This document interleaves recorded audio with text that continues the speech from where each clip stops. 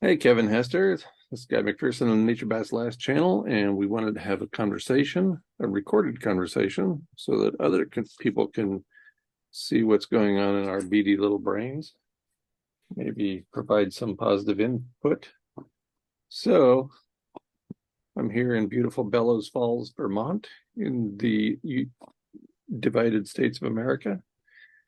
And Kevin is in Auckland, New Zealand, as I recall. Is that right? Yeah, unusually for me. Normally I'm on Rakino Island in the Hauraki Gulf, but I'm having some grown-up time in the big city. Once you got to be 25 or so, your mom let you do that. Is that right? Yeah, something like that. I have to, I have to spray CRC on my wallet when I go to the city so it doesn't squeak all the time when I open it. So we wanted to talk about the ongoing abrupt climate change and its impacts on marine systems, most notably the Great Barrier Reef, where you've been more than once. And I think you haven't been recently because you want to save your tears for another day. Is that about right? Yeah, that sums it up. A few years ago, a scientist that I know, uh, she called me on Skype and said that she was going to go and dive on the Great Barrier Reef, and she was apprehensive. And then she called me back a couple of days later, and she couldn't stop crying talking about it. Wow. And she'd had a break from you, so you weren't the source of Yeah. her tears. But this is an important part of the story, the grief of it. Uh, in the 2016 El Nino, the Great Barrier Reef got absolutely hammered in its worst bleaching event in history. And it takes about 15 years for a reef to recover from a bleaching event. So obviously, it's never going to get a recovery time. But I noticed that a lot of the scientists who were interviewed about it, they were on the brink of tears and they held them back. You know, there's a famous scientist that you and I have been following for over a decade, Dr. Natalia Shakova. And when she was interviewed by Nick Breeze about the methane threat in the East Siberian Arctic shelf, she teared up. And that became a really focal point about, you know, people could see that she was visibly moved by the circumstances. And I think we should show that more. We're all grieving, you know, in this, what I've heard you call this grief denying culture. Right, Everyone's bottling it up and, you know, getting cancer and getting the tears out of their system. right. And in this culture, we are discouraged from the day we're born to not express negative emotions. You know, big boys don't cry. How many thousand times did I hear that when I was a kid? And so it's difficult to overcome those cultural barriers and actually act like human beings. One of the most important things I learned in taking the grief recovery workshop was that it's okay and that we should encourage other people to express their negative emotions as well. You know, everybody's happy for you when you express positive emotions. Yay. And then the way to keep those people happy is to never express negative emotions, to bottle it up, as you say. And that's not healthy in so many ways. I think it's also a bourgeois privilege. Yeah, absolutely. And Toxic positivity, it's become a science. absolutely. Yeah. And I hear very frequently that if I just am more positive instead of being so negative, then I'll have a better life. Really? Really? Yeah, that's what some of the dinosaurs were saying to the other dinosaurs as they watched the meteorite coming. Oh, don't be so negative, Kevin. Yeah, those dinosaurs had a bad day. Yeah, our bad day is coming. You don't have to. It's not hard to see it. Just look up. Well, right. And even the IPCC admits that we are in the midst of an abrupt climate event. How abrupt?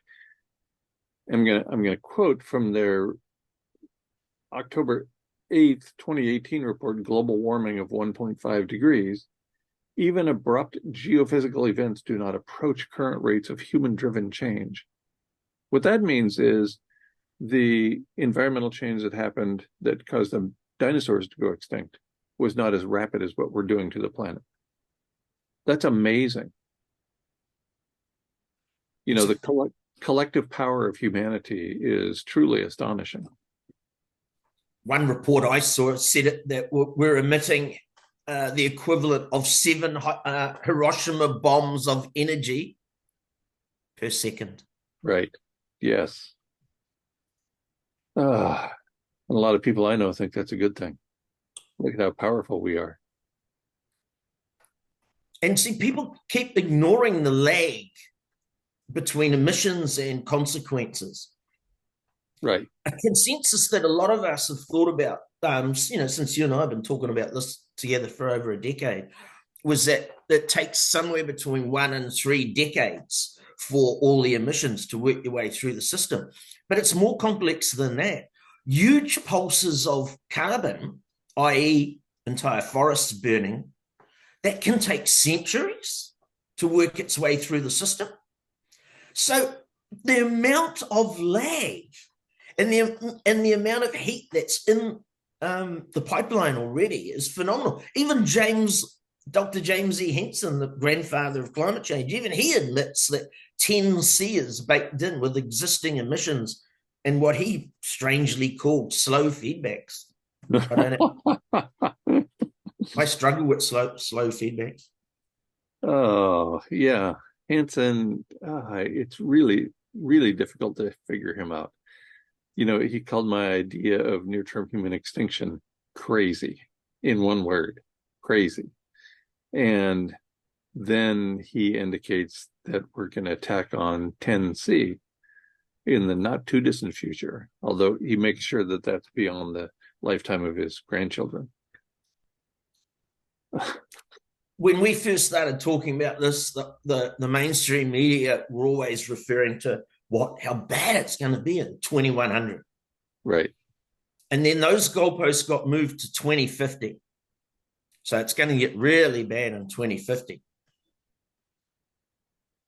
The cognitive dissonance around this whole subject is phenomenal.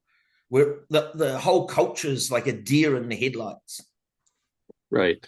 And there's a paper that was published in 2016 in Global Geochemical Cycles, which is not exactly the National Enquirer.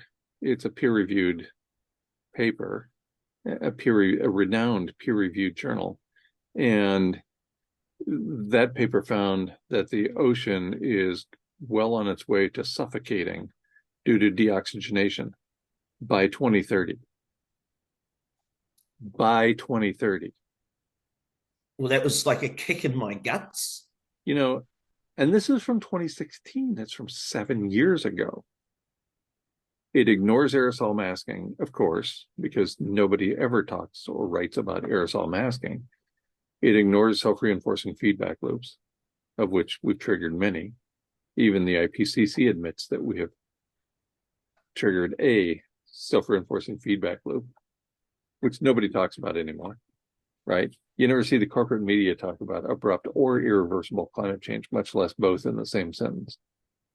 Since the Kyoto Protocol, all the NGOs were talking about how important it was for us to avoid tipping points. None of them ever mention that term anymore. It's right. Just like Michael Mann and his hockey stick. You know, him and his colleagues came up with the theory, which I support 100%. But miraculously, Michael Mann can't see it anymore. Right. And he was the lead author on that paper published in 1990. He went on to have at least one child. And so he wrote about what became known as the hockey stick, the unbelievably rapid increase in global average temperature in 1990. And now he can't see it. He's doing fine, though. Yeah. It's phenomenal how the scientific reticence that is being shown everywhere. And people say, oh, you guys are exaggerating. No, I think what it is that so few people are prepared to put their hand up and say, we were wrong. We underestimated climate sensitivity. And foremost among those people unable to raise their hands are academics. Academia depends upon you. To succeed in academia, you have to have an ego, a really serious ego. I know better than most people. That's how you succeed, is because you have self-confidence that indicates you can get through this, whatever this is. And so, of course, academics have huge egos. It's what got them there. Yeah, I just can't believe though that people like Michael Mann is prepared to look into the camera and barefaced lie. Yeah, he's so used to talking to a dumbed down audience, and don't take offense anyone about what I mean by that he thinks that he can get away with it. He said recently, and he's reiterated it time and time again, so it wasn't as if it was a slip up. He said that if we stop emissions, the warming will stop. Oh. And he's got to know about aerosol masking. He has to, or he's not a climate scientist. I recognize it's the best kept secret in climate science, but James Hansen has written and said many times that it'll take about 5 days for the aerosols to drop out of the atmosphere and contribute to very rapid warming. 5 days. So you can't tell me we can stop emissions today, and then in a week, it's going to be all better. It's going to be all cooled off. No. Latest work says 55% increase in global average temperature. That's huge. We're already at above 2. As Andrew Glickson points out in his October 9th, 2020 book, The Event Horizon. In fact, I think it's the abstract for chapter 5, which you can find online with ease. Look for The Event Horizon by Andrew Glickson, and you'll see that he writes, during the Anthropocene, greenhouse gas forcing has risen by more than 2.0 watts per meter squared, equivalent to more than 2 degrees C above pre-industrial temperatures. So we're beyond 2. And everything I see, sadly, I'm still on one social media channel, LinkedIn, which is allegedly the professional channel. And every day, about 10 times a day, I see somebody write that we have to hold it below 1.5 or we're in real trouble. Yeah, it's just so ragingly dishonest to say that to the young people. Right. This is where it inflames me the most. We've got to deal with our grief, and we've got to deal, more importantly, with their grief, but we can't deal with theirs if we're not confronting our own. But to lie to them at this point, I've got friends who I love dearly whose children are going to university to study law and academic, economics and bullshit like that. That reminds me, I have a video I'm going to release soon, next Monday, and it says something about economics, and it refers to economics as the dismal science. Have you ever heard that expression? Yeah. Okay. Because, I don't know how many people know that that's what economics is called, is the dismal science. It should be called the dismal non-science or nonsense. Anyway. When we're talking about the aerosol masking effect, there's been a spectacular example of how potent it is that's unfolded this year.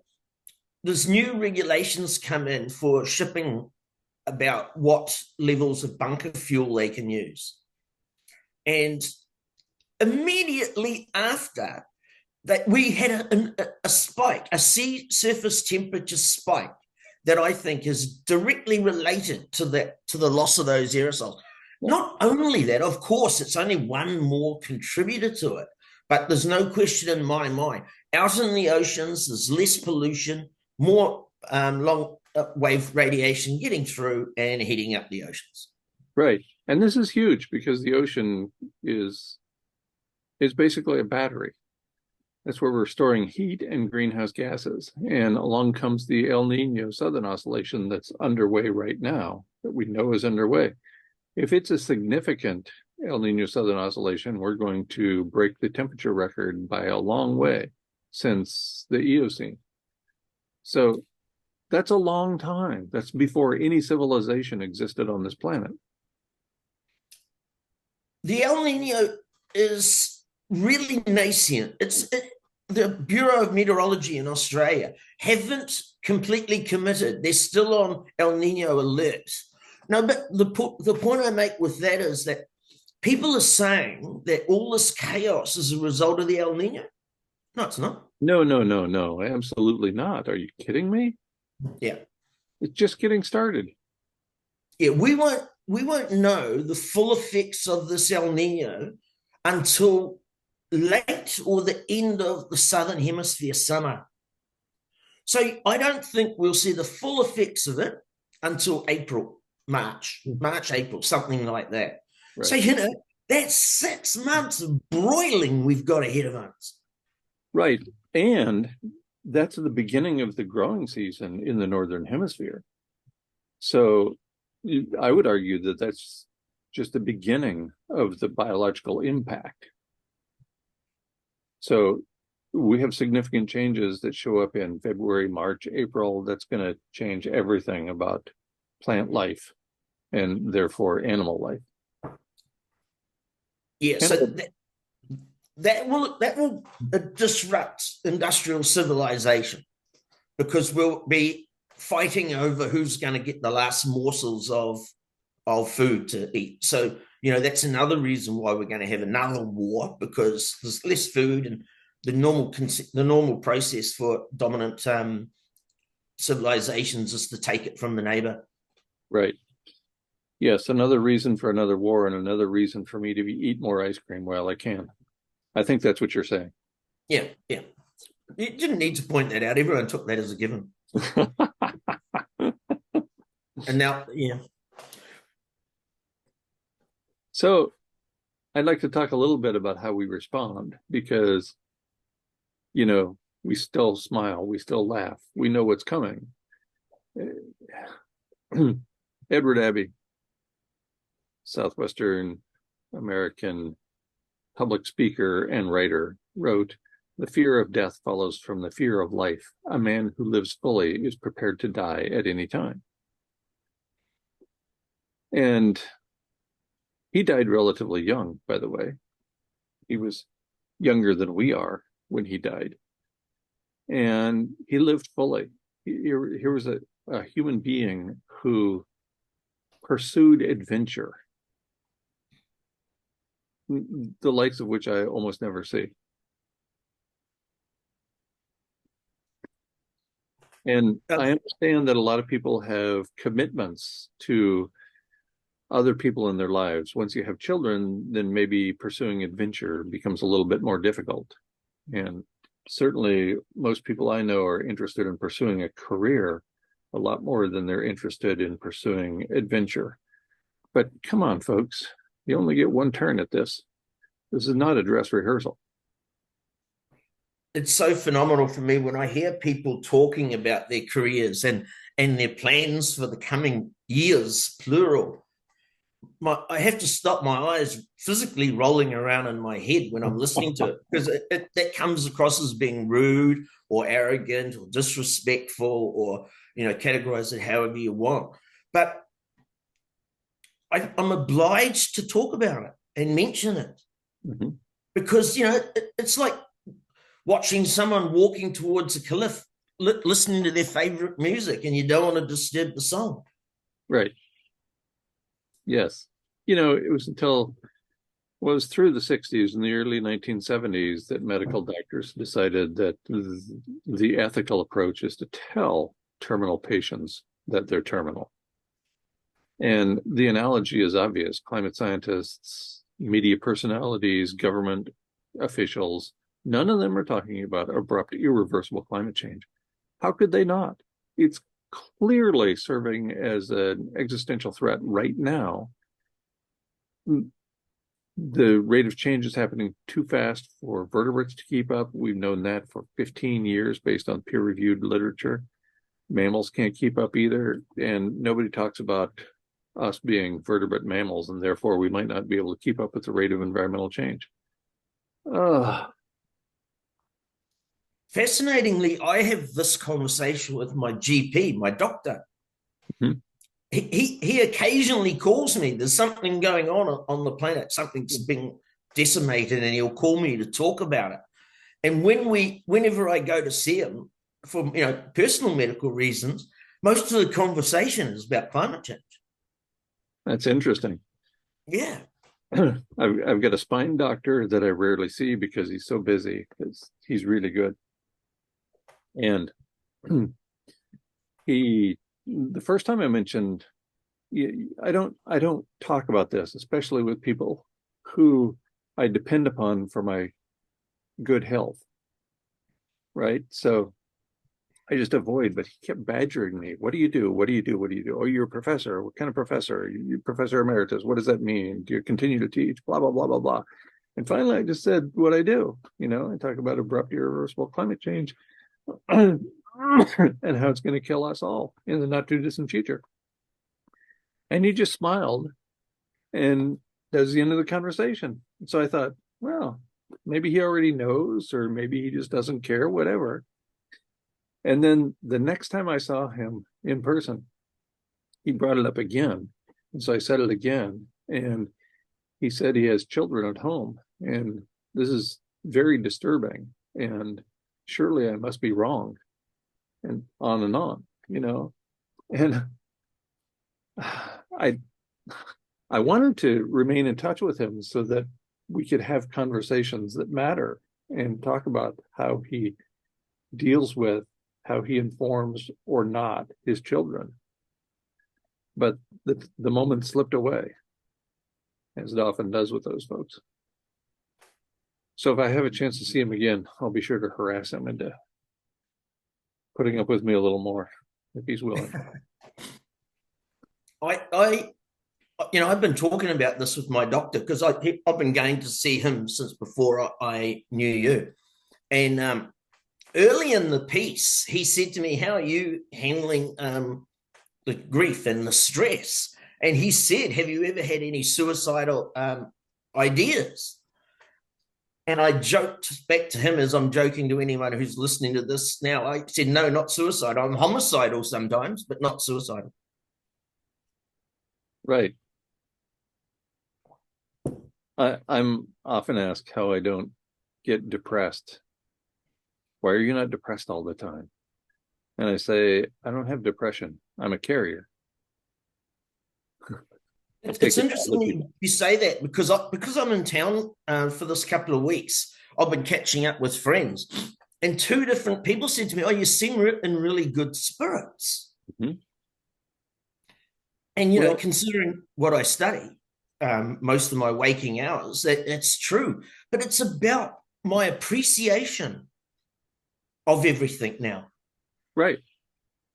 There was no guarantee that any of us got to be here ever. The odds against any one of us being here, based on our knowledge of DNA and our knowledge of the universe, exceed the odds of plucking a single atom at random from the universe. So, and against those seemingly impossible odds, we get to be here. We get to be here in this most beautiful of planets. Yeah, so we get to see its demise, and almost certainly ours. But I think a lot of people in our community who, we've been talking about this and understand the precipice that is above and behind us that we've gone off.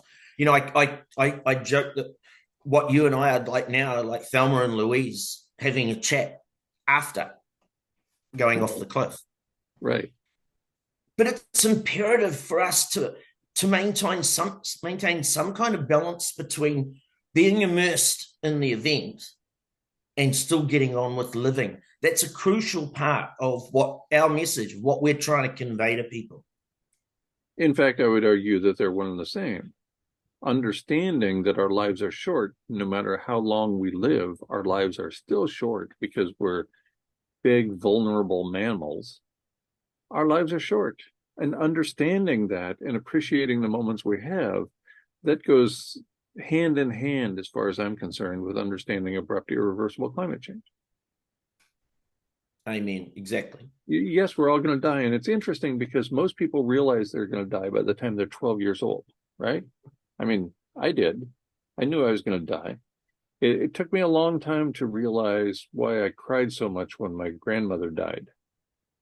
I barely knew her, right? We'd see her at most once a year for a few days. I didn't know this person, but I cried for a long time. And it took me a while to figure out that I wasn't crying for her. I didn't even know her.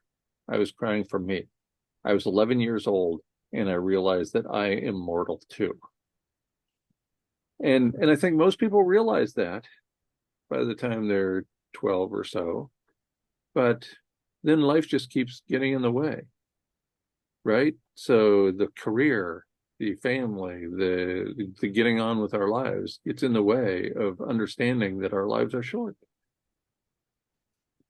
Yeah, it's the whole culture is so distorted that people get trapped in that old paradigm. You know, that's one of the things I want people to understand. We're in a new paradigm. And if Right, you don't think about it from that context, you're just going into a cul-de-sac. right. When I was touring in Western Europe many years ago, I think it was 2015,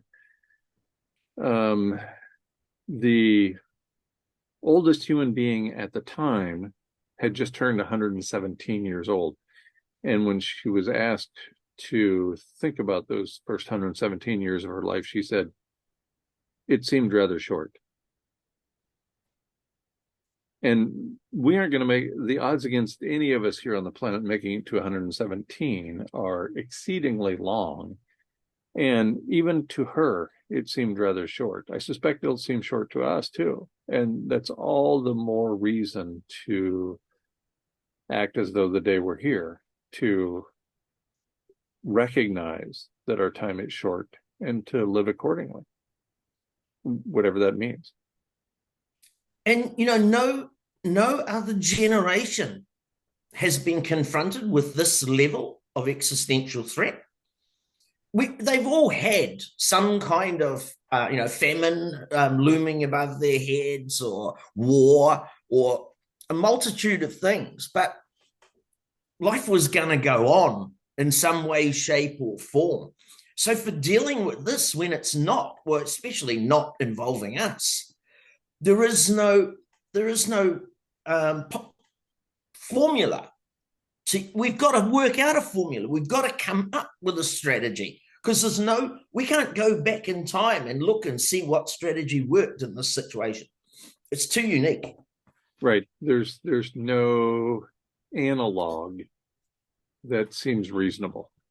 Although the ancient Stoics, many of them talked about existentialism. They talked about living each day as if it's our last, that sort of thing. But I strongly suspect, roughly 2,000 years ago, that very few of those individuals thought that next month or next year might be their last. It's a little hard to tell since they aren't here to have a conversation. Hey, let's get back to the climate itself and the convergence of the El Nino and what's going on around the planet. Mm-hmm. I saw a sea surface temperature off the coast of Florida that said it was 38 degrees C. Wow. It's spa pool temperatures. Right. Yes, I've been seeing lots of stories even in the corporate media, the mainstream media, indicating that off the coast of Florida, it's too hot to comfortably swim, that sort of thing. That's amazing. This is well beyond what anybody alive today has witnessed. Years ago, Uli and I flew from New Zealand to Germany, where she came from, and we stopped in Dubai on the way. And I was feeling flush at the time in those days when I was still earning money and had some. And I got a hotel right on the beach in Dubai. So I thought, it'd be just so cool to go for a swim in the ocean in front of the hotel. I got up to my knees and turned around and came back out and never went in. It was just too, in New Zealand, you go into the ocean to refresh, right, to get out of the heat. And you couldn't do that in Dubai. No, and that's 15 or 18 years ago. Right. It's warmer now, I guarantee it. I think very close on the horizon, we're going to have can-filled oceans. Absolutely. If people don't know what a can-filled ocean is, have a quick look online, but it's an ocean that is nothing remotely like the ones that we have now. And we're already seeing the deep blue sea turning green. I've seen multiple reports about that. That's a big change. Yeah, totally. In our sailing community, if you're an ocean sailor, meaning going from one country to another, an ocean passage for the Royal Yacht Association is categorized as a trip over 300 miles from one country to another, and that's called blue ocean sailing.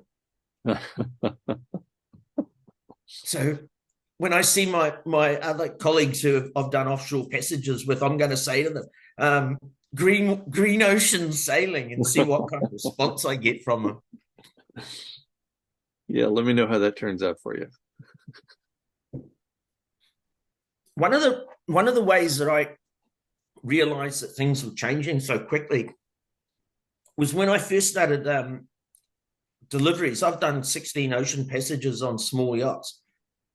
And in the early days, we would have flying fish you'd hear a bang on the hull or a slap on the sails where they'd be flying past and hit the sails and they'd drop in the cockpit or on the gunnels on the side of the boat. You'd run down and grab them quickly before they went overboard. It was the easiest fishing I've ever done in my life.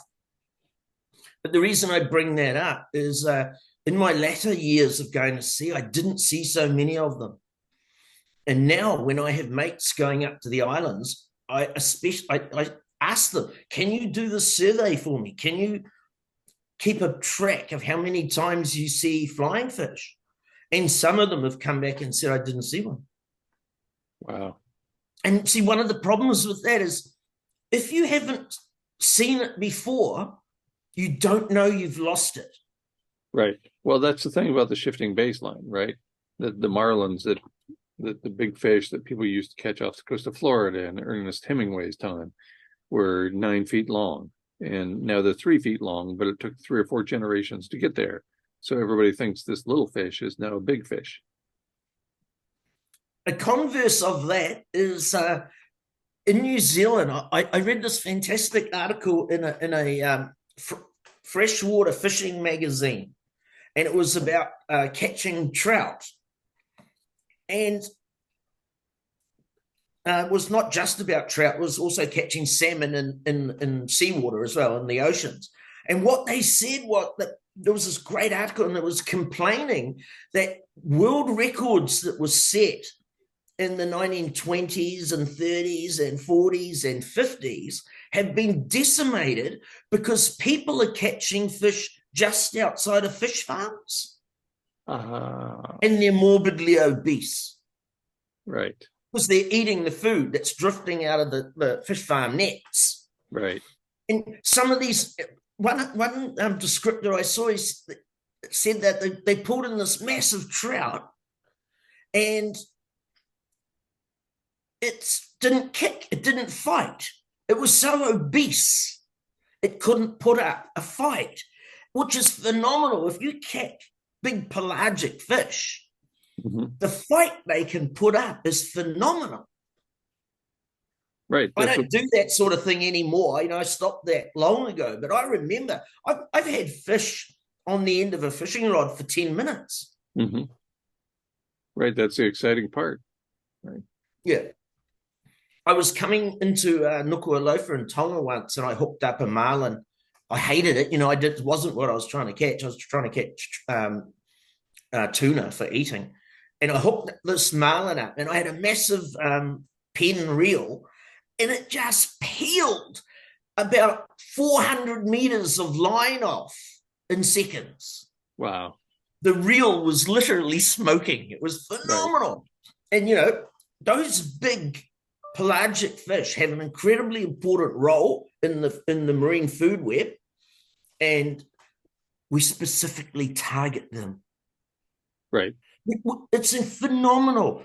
We target the mega fauna and the tiniest little organism. You know, people go into health food shops and they buy krill oil, Right. the bottom of the food chain. Right. Yeah. And you know, a lot of it is that people just don't know. We're sort of ingrained in this simplistic binary thinking. It's either this or it's that. It's 0 or 1. And nuance is lost on the whole culture, as nearly as I can tell. So somebody thinks they're doing one thing right, like they buy an electric car or whatever, then that absolves them of all other responsibility. That gets back to the issue that this set of living arrangements, industrial civilization, is unsustainable, irrelevant about what the energy source is. Right. So all this talk about, and you know, I'm not criticizing people for getting an electric car or having a solar powered home. I did all that.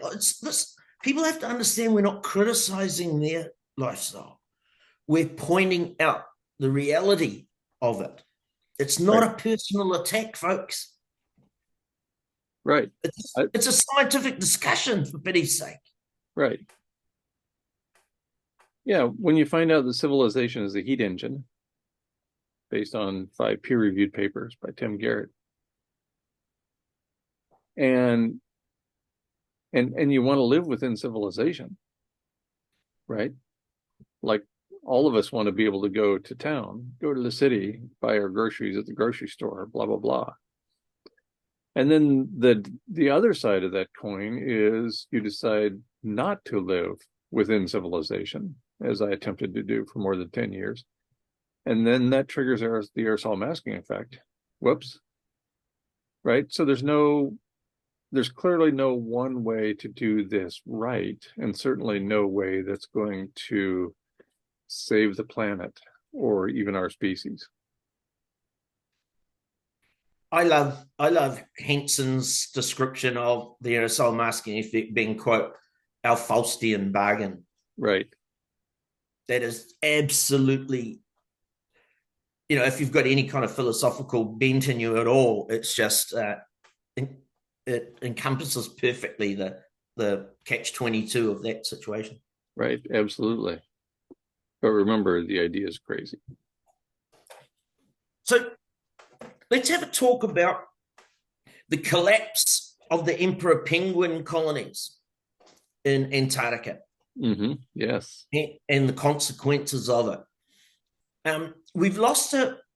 It's supposed to be winter in New Zealand. It's 7:30 in the morning here. It's warm.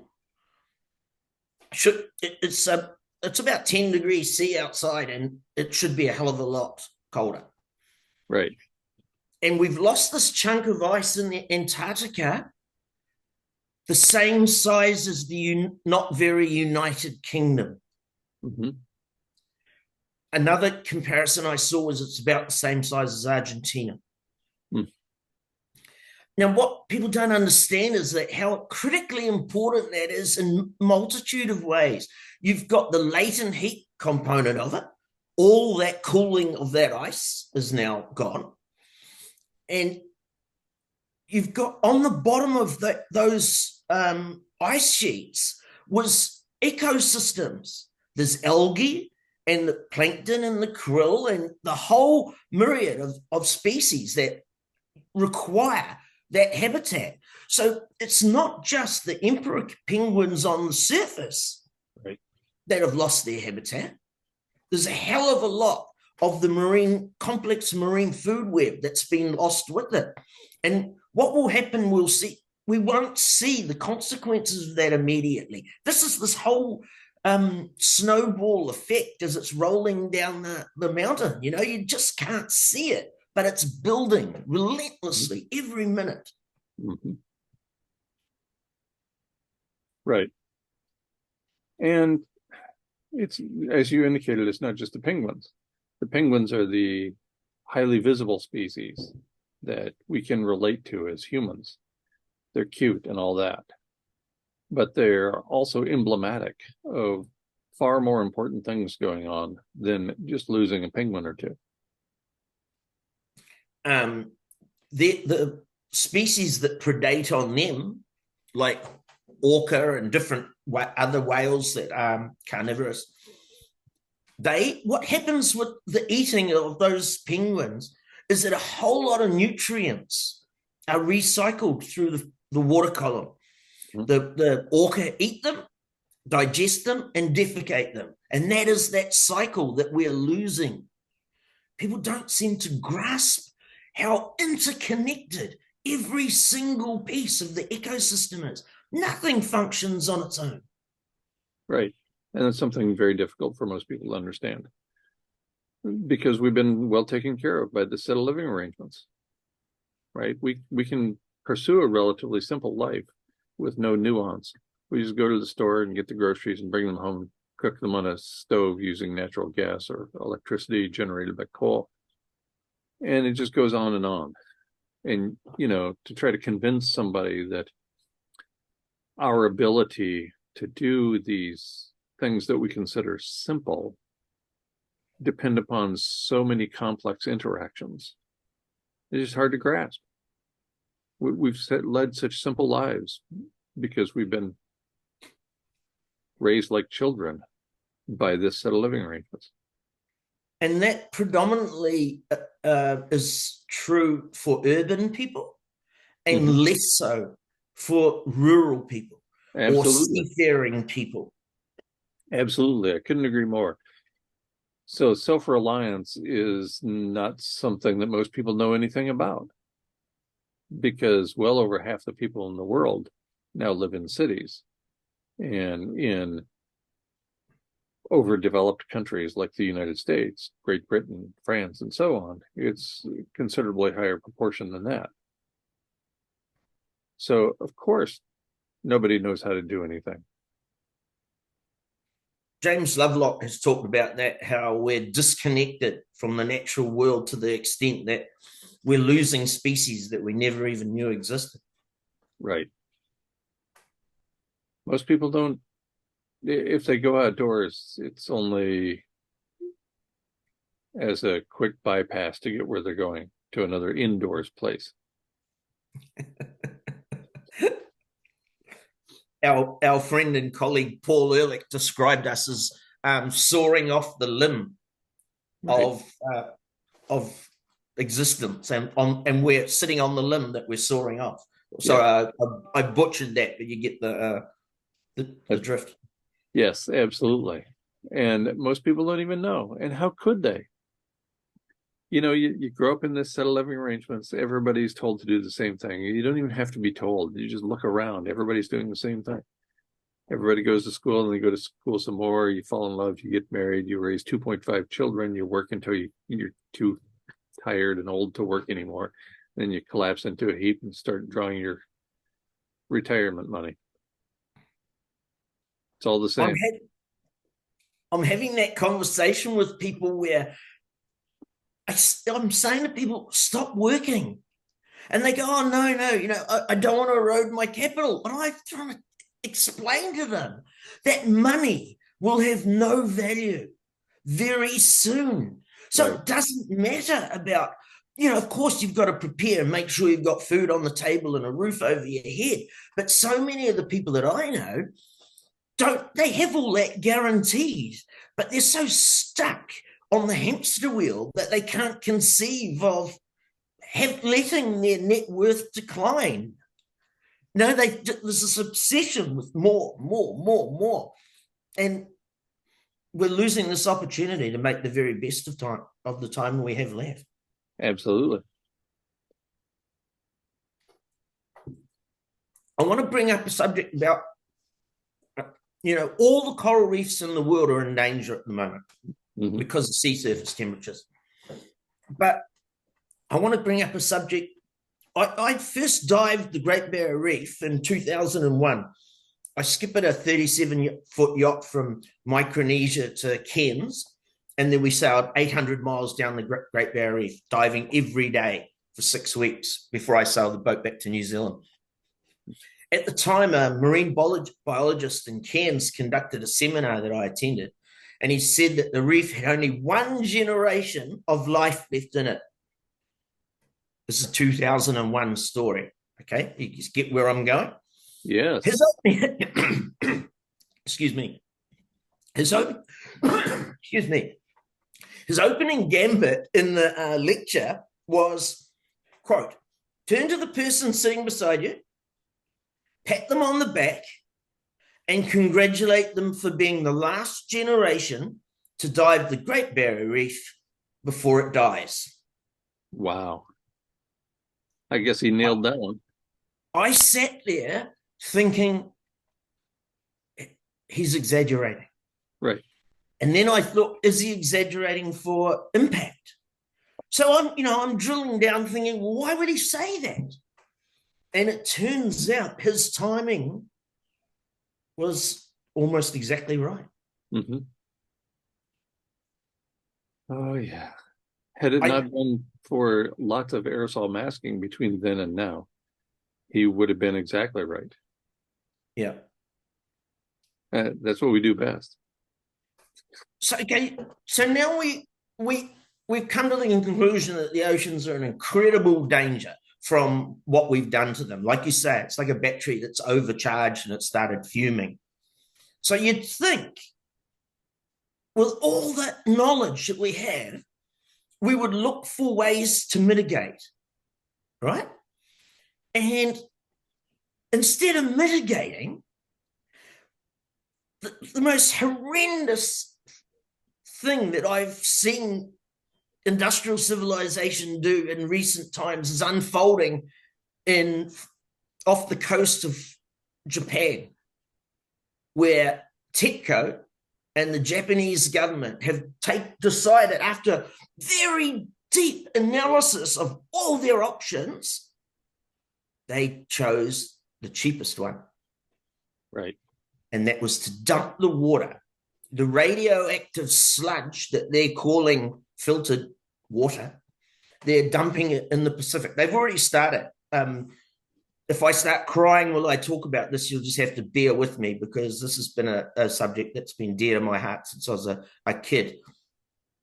So they're dumping this radioactive water off the coast of Fukushima. Mm-hmm. And I've been trying to think, like them, apparently, theoretically, what we could do with that water. And I'm going to bring the subject up, and I'd love feedback, from you, but also from anyone who listens to this, to see what they think about my proposal for that radioactive water. I thought, why not pump it into an oil tanker, right? And then go to a depleted oil well that's been capped. Mm-hmm.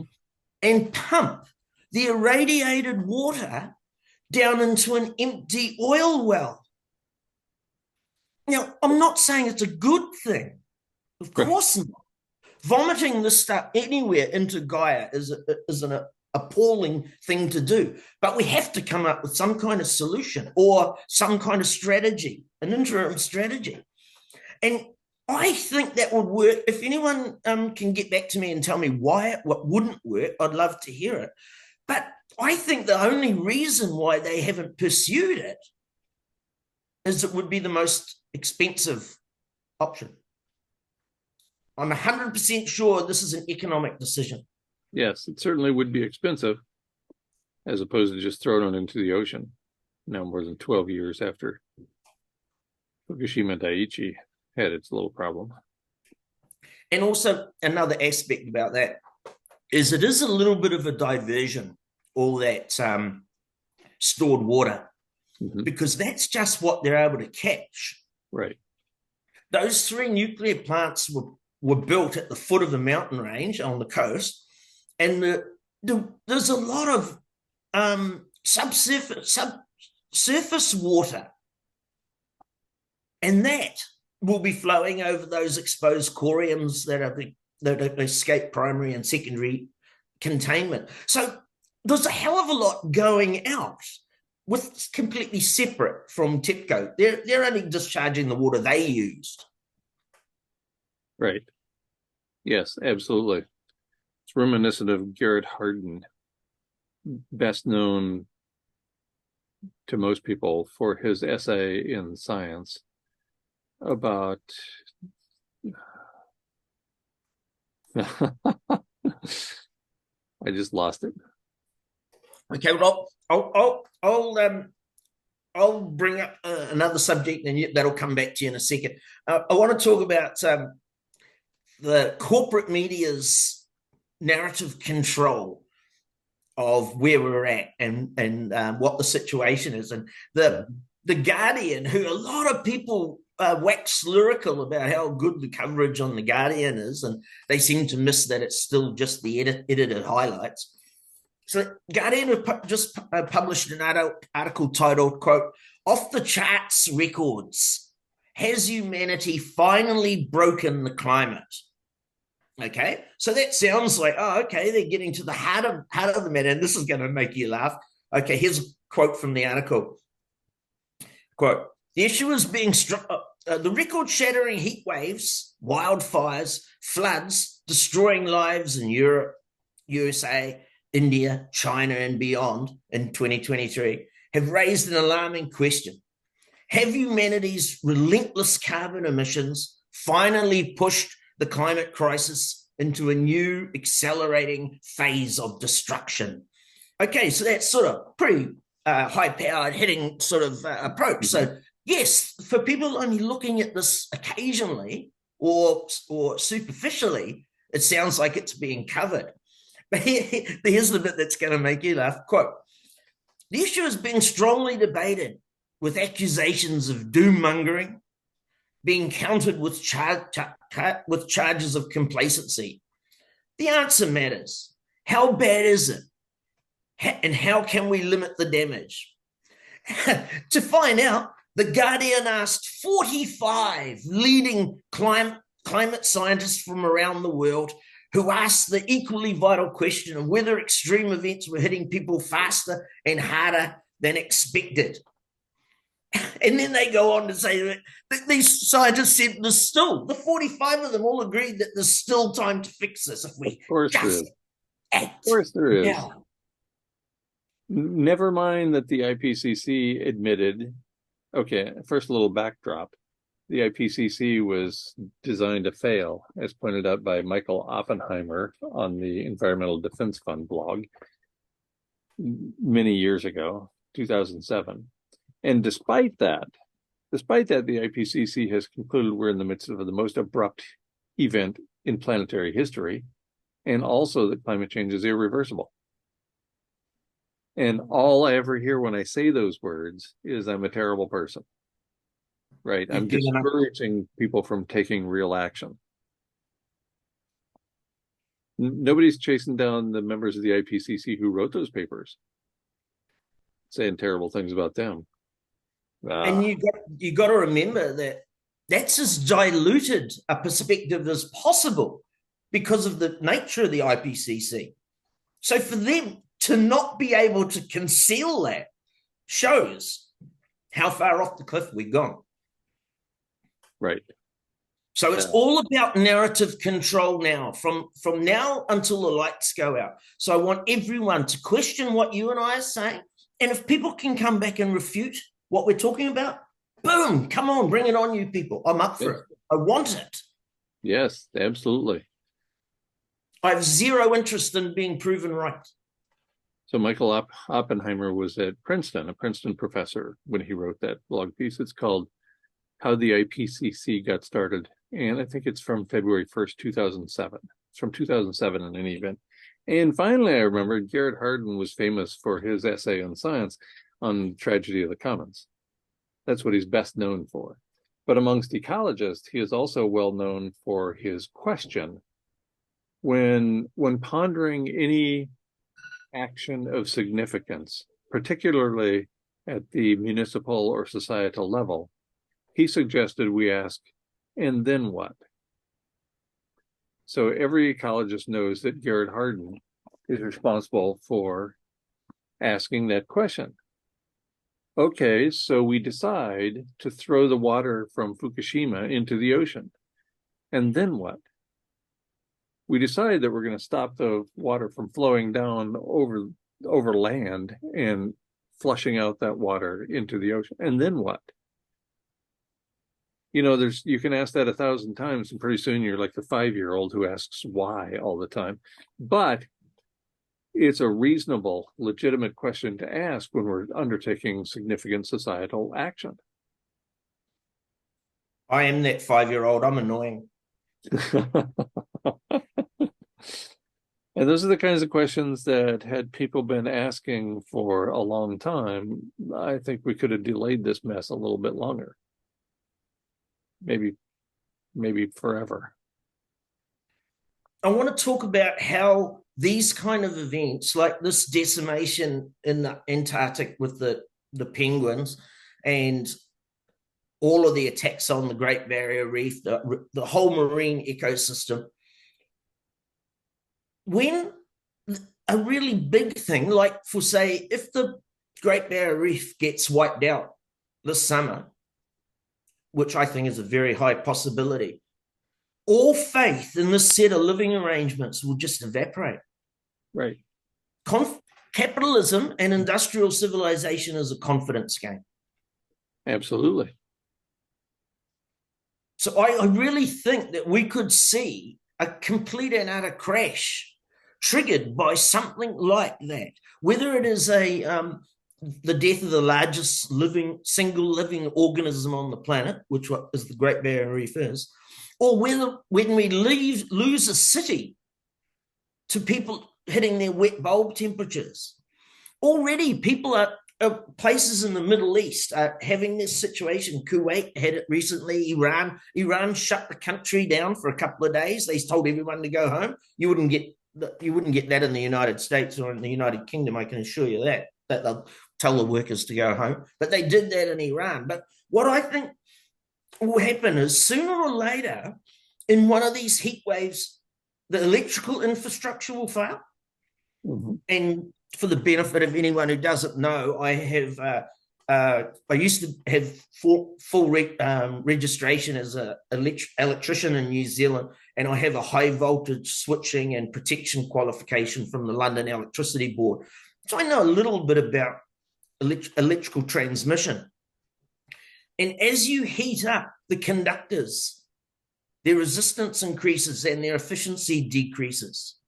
And you get a lot of overloading and a lot of heat. There's your heat machine again. So I think what we could see is we lose a big city to a power outage, no aircon, wet bulb temperatures, and a mass die-off. And that will just reverberate around the globe. Everyone will soon realize that this is our future. Right. Well, I don't see how capitalism can gerrymander that. You can't print your way, you can't 3D print your way out of abrupt climate change. No. And by the way, when this set of living arrangements goes away because of the loss of aerosol masking, we're done. There's then shortly thereafter, there's no habitat for humans on this planet. So people from Idle No More and Dumb Green Resistance and so on, who think that it's a good thing to terminate civilization, are either ignorant or just mean-spirited. I'm not sure which. I think they're so boots and all committed into their mission. And you've got to remember, in the back of all this, these people had the right intentions. There's nothing wrong with their intention, but they're not prepared to deal with the new paradigm. Right. You know, when a ship starts sinking, it's the people with the best skills who become the captain or the leader. If the captain freaks out and jumps in the first life raft and disappears or goes down to his cabin and cries, it's up to other people to face whatever is happening and whatever you're going to do about it. I wrote an article a few weeks ago about the class struggle on the Titanic as it sank. Mm-hmm. Mm-hmm. And about what I would have done if I'd have been the skipper of the Titanic after we hit that iceberg. I would have sent the crew down to unlock all the doors to steerage class and get all those working class people up and talk about, okay, the ship's sinking. What can we do? And what I would have done is I'd have got all the tradespeople and all anyone who was fit and healthy and strong, and I would have started launching the lifeboats and making a raft. Mm-hmm. Using all the ropes, the cushions, everything that was in first class, the drapes, the ropes for the drapes. There was a whole lot of infrastructure that you could have quick. And they had a lot of time when the Titanic sunk. It was flat, calm seas. There was plenty of time to come up with a strategy. But the class war kicked in. The ruling class in first class wanted the lifeboats. They didn't want to share them with the proletariat. And this is where we're at now. People, it's the same thing. If right. People say, you guys are exaggerating. No one in Somalia will say that you're exaggerating. Right, exactly. It's all about white privilege and privilege generally. Yes, indeed. I think right there is a convenient place to leave it. So yeah, cool. We've been rambling long enough, so I'm going to shut this off now.